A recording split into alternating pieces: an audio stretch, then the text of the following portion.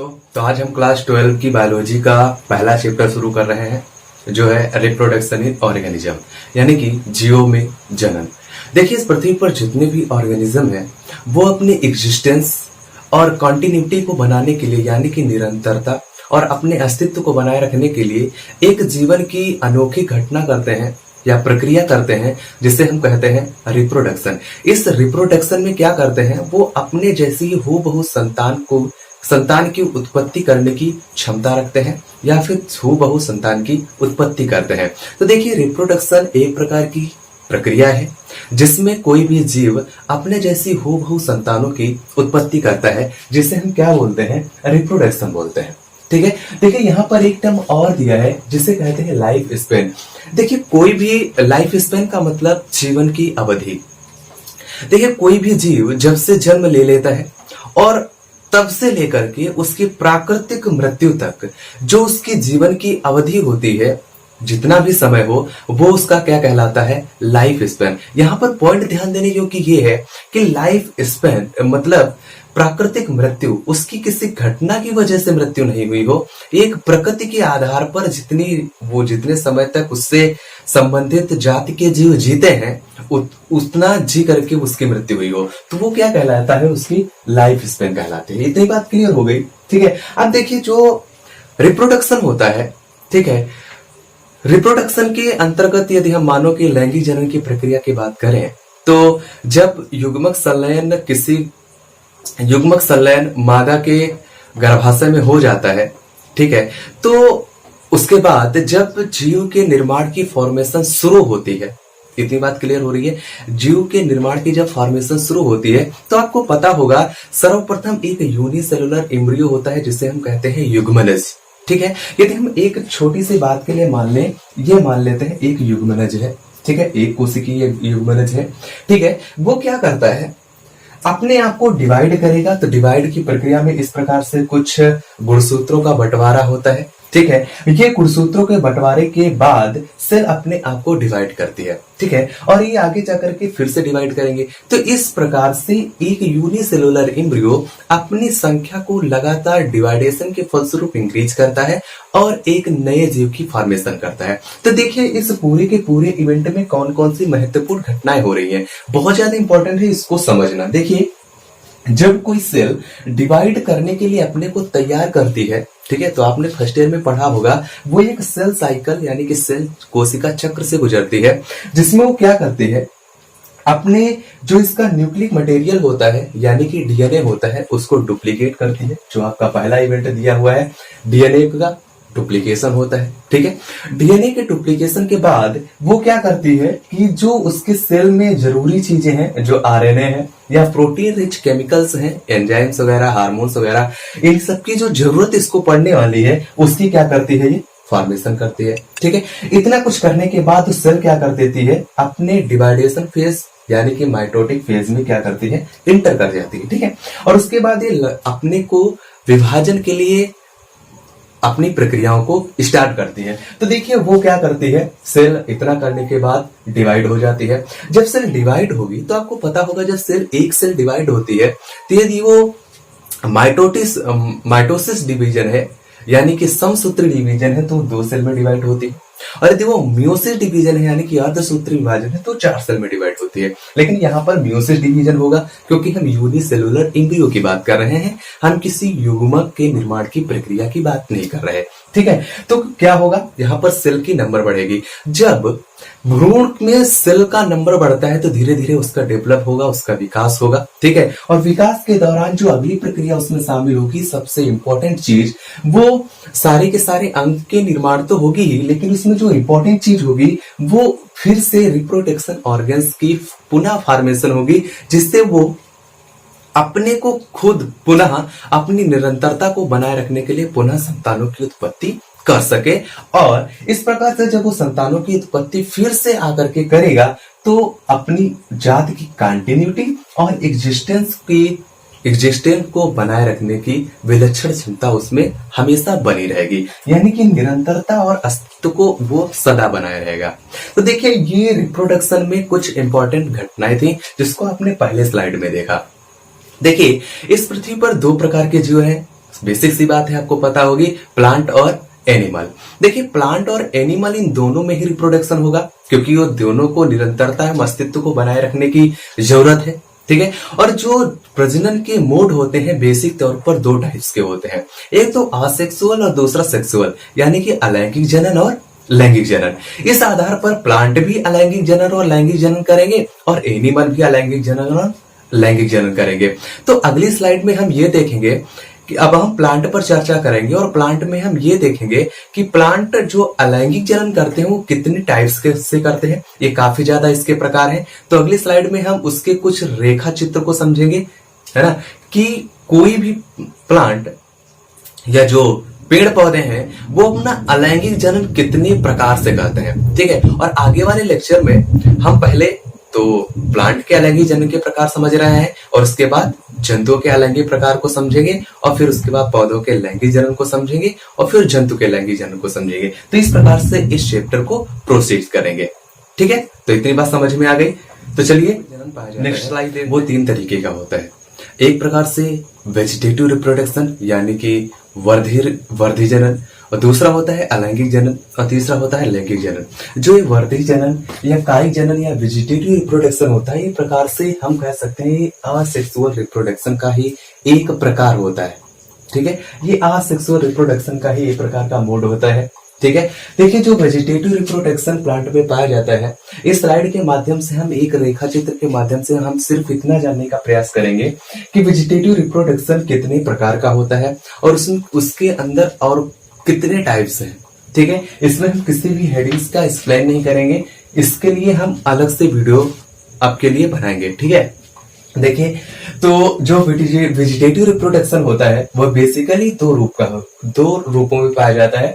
एक तो होता है नेचुरली, दूसरा होता है आर्टिफिशियल। देखिए यानी कि होता है प्राकृतिक और दूसरा होता है कृत्रिम।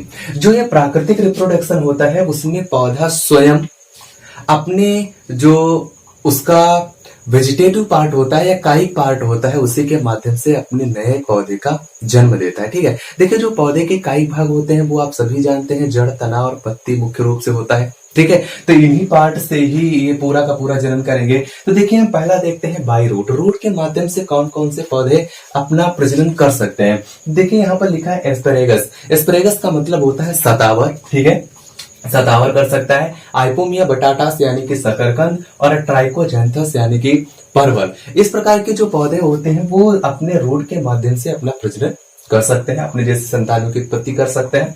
जो दूसरा है प्रकार वो है बाई स्टेम यानी कि तने के माध्यम से भी वेजिटेटिव रिप्रोडक्शन किया पौधे करते हैं। देखिए जो स्टेम होता है पौधे में वो 3 टाइप का होता है। एक तो होता है भूमिगत यानी कि अंडरग्राउंड और दूसरा होता है अर्धवायवी और तीसरा होता है वायवी। तो जो इसमें वायवी पार्ट होता है वो तो क्षति के कारण, क्षरण के कारण नष्ट हो जाता है, लेकिन जो अर्धवायवी और वायवी पार्ट पौधे का होता है तने का वो अच्छी तरीके से कायिक प्रजनन करने में सक्षम होता है। तो ये 2 ही प्रकार पाए जाएंगे। तो जो ऊपर के यहां तक दिए हुए हैं, यहां तक आप देख रहे हैं सुकर तक, यानी कि राइजोम, कॉर्म, बल्ब, ट्यूबर और सुकर, इतने जो 5 ऊपर के भाग आपको दिखाई दे रहे हैं तने के प्रकार, ये आपके भूमिगत तने के प्रकार हैं और ये भूमि के अंदर पाए जाते हैं और अपना प्रजनन भूमि के अंदर रहते हुए करते हैं, ठीक है। और जो आगे 6 से लेकर के 8 तक लिखा हुआ है रनर, ऑफसेट और स्टोलन, ये अर्धवायवी तने होते हैं और ये अपना कायिक प्रवर्धन आधे भूमि और आधे मिट्टी का सहारा लेकर के अपना कायिक प्रवर्धन करते हैं। तो चलिए देखते हैं, एक एक का उदाहरण देख लेते हैं, क्योंकि इसमें के उदाहरण अभी इसलिए लिख दिए गए हैं। अगली बार जब हम इसका एक्सप्लेन करेंगे तो हम फिर से एक बार एग्जाम्पल लिखेंगे, जितनी बार लिखा जाएगा उतनी बार आपको जल्दी से याद होगा, ठीक है। चलिए देखिए राइजोम के द्वारा जो जनन करने वाले हैं, राइजोम का मतलब होता है प्रकंद, ठीक है। और इसके माध्यम से जो जनन करने वाले हैं लिखा हुआ है अदरक, हल्दी और केली।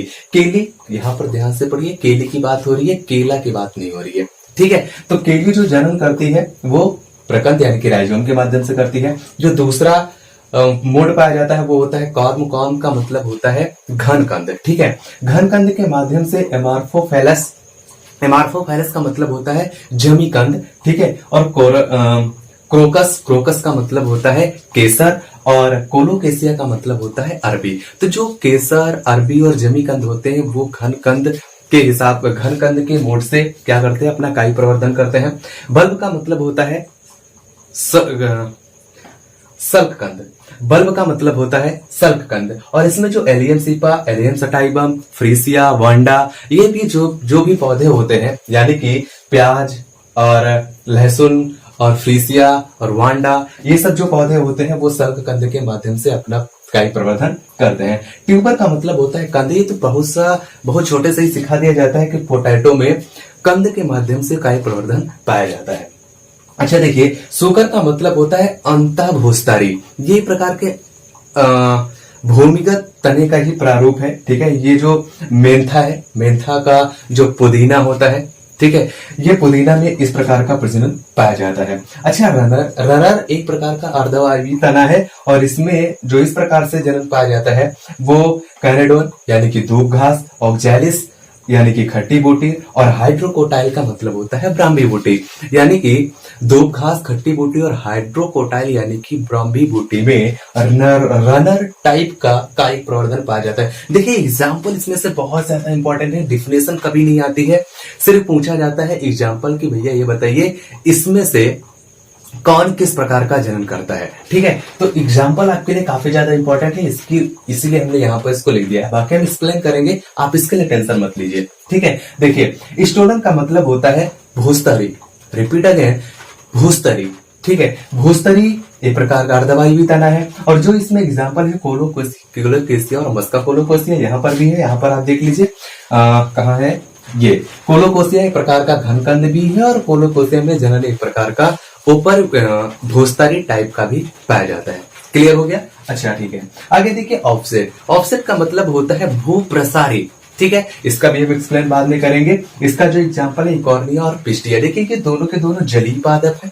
ठीक है, तो इसका मतलब ये जो ऑफसेट प्रकार का प्रजनन पाया जा रहा है, काई प्रवर्धन पाया जा रहा है, वो बेसिक तौर पर जड़ी पौधे यानी कि जलकुंभी और पिस्टिया में पाया जा रहा है। क्लियर हो गई इतनी बात? अच्छा, जो अगला टाइप है बाई बुलबिल। बुलबिल का मतलब होता है पत्र प्रकलिका। ठीक है, जो इसका बढ़िया एग्जांपल है वो है एक्जेलिस खट्टी बूटी और डायस्कोरिया बुल्बीफेरा यानी कि रतालू। डायस्कोरिया बुल्बीफेरा रतालू इसका सबसे क्लासिकल एग्जांपल है और कई बार पूछा गया है। एक बार तो ये बोर्ड में भी आ चुका है कि बुलबिल क्या है और इसका एग्जांपल बताइए। ठीक है, तो इसको फोकस करके पढ़िए। ठीक है, इसको हम एक्सप्लेन करेंगे फिर से अगली बार।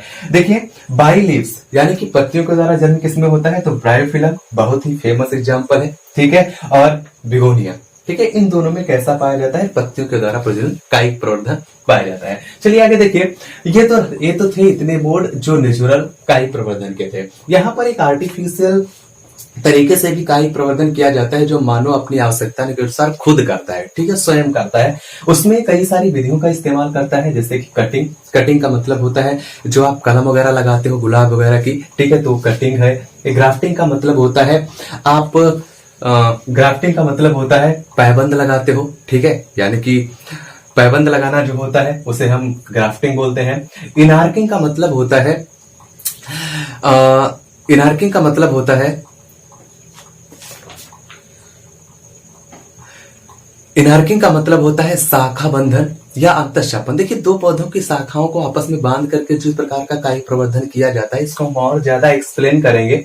ठीक है, अभी इसलिए नहीं कर रहे हैं क्योंकि काफी ज्यादा वक्त लगेगा। ठीक है, इसको हम अलग अलग सेपरेट वीडियो में करना चाहते हैं। ठीक है, आगे देखिए, बडिंग का मतलब होता है कली लगा करके। ठीक है, वो क्या करते हैं, ये तना काटते हैं। ठीक है, और तने के अंदर ही मिट्टी सहित पौधे की एक कली को लगा देते हैं। तो इस प्रकार से भी जनन किया जाता है, इसका भी एक्सप्लेन करेंगे। ठीक है, और बाई लायरिंग का मतलब होता है दाब लगाना। ठीक है, दाब लगा करके भी अलग अलग टहनियों में को मिट्टी में दबा देते हैं और ठीक है, मिट्टी में दबाने के बाद अपने नए पौधे का विकास हो जाता है। तो इस तरीके से भी क्या करते हैं, जन्म करते हैं। अच्छा, गूटिंग का मतलब होता है गूटी बांधना। ठीक है, तो गूटी बांधना, और जैसे कि वो जो ऊपर टब लगा देते हैं, ठीक है, टब से बूंद बूंद पानी टपकता है पौधे की टहनी पर और नीचे टहनी मिट्टी से और उसको टाट की बोरी से बांध देते हैं। ठीक है, तो इस प्रकार से जो प्रक्रिया के माध्यम से पौधे की उत्पत्ति की जाती है वो क्या कहलाती है, गूटिंग। ठीक है, इस पर हम पूर्ण तरीके से एक्सप्लेन में फिर से एक बार दोबारा आएंगे। ठीक है, अगला देखिए जो असेक्सुअल जनन है। ठीक है। बेसिक तौर पर प्राइम बिल्कुल एसेक्सुअल जनन है। उसमें जो बढ़िया है, जो पहला है वो है binary fission and multiple fission. ये बहुत ही बेसिक तौर का और प्राइमरी ऑर्गेनिज्म में पाया जाने वाला अलैंगिक जनन का मोड है, वो है बाइनरी फिशन और मल्टीपल फिशन, यानी कि द्विगुणन, ठीक है, और मल्टीपल विभाजन, ठीक है। तो इसके माध्यम से भी कई जो जीव हैं वो क्या करते हैं, अपना एसेक्सुअल रिप्रोडक्शन करते हैं। स्पोरुलेशन यानी कि बीजाणु जनन, बीजाणु जनन के माध्यम से भी कुछ पादप क्या करते हैं, अपना जनन करते हैं, जैसे कि यूलोथ्रिक्स वगैरह काफी क्लासिकल एग्जाम्पल है यूलोथ्रिक्स, ठीक है। और इसमें एग्जाम्पल ईस्ट और यूग्लिना वगैरह, ठीक है। बात समझ में आ रही है। अच्छा, जेम्यूल, जेम्यूल का मतलब होता है अंतःकली या कली के माध्यम से भी क्या करते हैं, कुछ पौधे अपना प्रजनन करते हैं, जो एक प्रकार का अलैंगिक मोड है, ठीक है।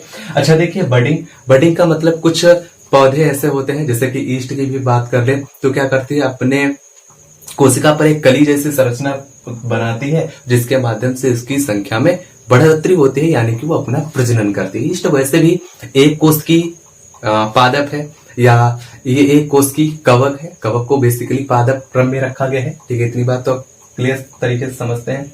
पादप क्या, 5 जगत वर्गीकरण में इसको अलग ही रखा गया है, ठीक है, लेकिन इसका हम अध्ययन पादप शास्त्र में करते हैं, बॉटनी के अंदर गति करते हैं। ओके, अच्छा देखिए, फ्रेगमेंटेशन, फ्रेगमेंटेशन का मतलब होता है खंडी भवन, ठीक है। तो आप समझते हैं स्पाइरोगाइरा और यूलोथ्रिक्स में वो अपने शरीर को डिवाइड करके, नए रीजनरेशन करके, और अपने को नई संतानों में या नए पौधों में या नए स्पाइरोगाइरा में क्या कर सकते हैं, कन्वर्ट कर सकते हैं। तो इसका बिल्ड डिटेल हम फिर से एक बार देखेंगे। यहाँ पर आपने इतना देखा कि जो रिप्रोडक्शन, प्लांट पे रिप्रोडक्शन होता है, उसमें जो आसेक्सुअल होता है और वेजिटेटिव रिप्रोडक्शन होता है, उसमें बेसिक कितनी प्रकार के मोड पाए जाते हैं, इस पर एक्सप्लेन करेंगे। पहले नेचुरल पर देखेंगे, ठीक है। तो हम इतने अगले वीडियो में देख लेंगे, फिर उसके बाद इतने अगले वीडियो में, और फिर इतने मोड अगले वीडियो में। इस प्रकार से इसको हम क्लोज कर देंगे, ठीक है। तब तक के लिए आप इसको हेडिंग बाय हेडिंग आराम से नोट्स बनाइए और इसको लिखिए और समझिए, ठीक है। हम मिलेंगे अगले वीडियो में और इस चैप्टर के साथ रिप्रोडक्शन इन प्लांट, वेजिटेटिव